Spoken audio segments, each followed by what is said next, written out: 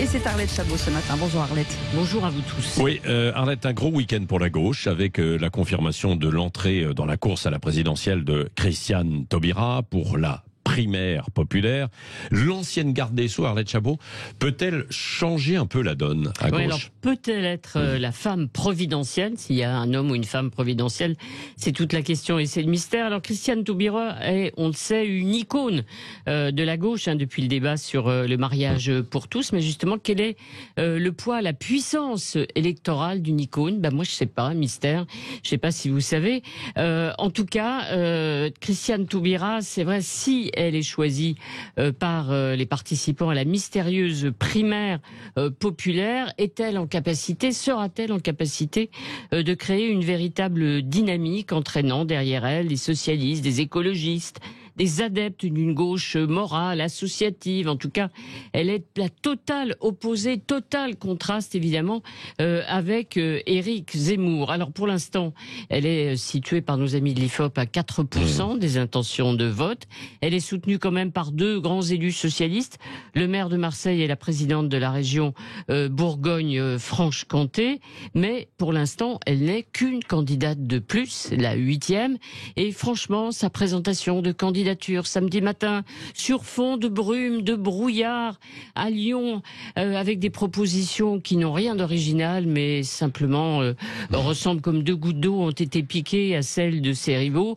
Franchement, pour l'instant, elle ne fait pas rêver. Néanmoins, elle inquiète quand même au Parti socialiste. Pourquoi? Parce que Christiane Taubira, c'est d'abord un mauvais souvenir. On se souvient qu'elle a été candidate il y a 20 ans, 2,3% des voix en 2002, mais son nom reste associé évidemment à l'élimination d'un certain Lionel Jospin et à la qualification de Jean-Marie Le Pen. Alors cauchemar du Parti socialiste, cauchemar aujourd'hui d'Anne Hidalgo, Christiane Taubira.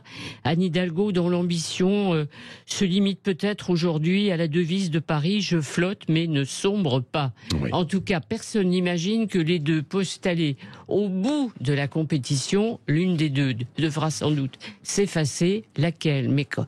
C'est la seule question. Oui, voilà, merci. Arrête. Et d'un mot aussi, parce que de l'autre côté, c'est-à-dire Jadot, Mélenchon, etc., sont un peu exaspérés par ça. Est-ce que c'est Jean-Luc Mélenchon qui pourrait profiter de cette rivalité Hidalgo-Taubira? Oui, si la gauche du gouvernement est en survie, Yannick Jadot, lui, est à la peine. Alors, qu'est-ce qui reste? Évidemment, Jean-Luc Mélenchon. Pourquoi? Il est cohérent.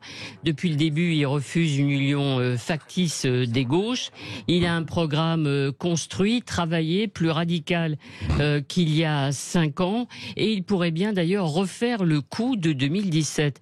C'est-à-dire qu'il est aujourd'hui en dessous des 10%, mais il pourrait profiter d'une forme de vote utile et approcher, comme il l'avait fait il y a 5 ans, les 20%, 19,5% avaient obtenu et 7 millions de voix Jean-Luc Mélenchon. En tout cas, il y a une seule certitude, on n'a que des questions ce matin, mais une seule certitude, la gauche au lendemain de l'élection présidentielle, quel que soit le résultat, sera à reconstruire et totalement. Tiens, on avait déjà dit ça il y a 5 ans, Arlette. Oui, mais ils n'ont pas réussi. Alors, quand les chantiers ne sont pas terminés, ils restent ouverts.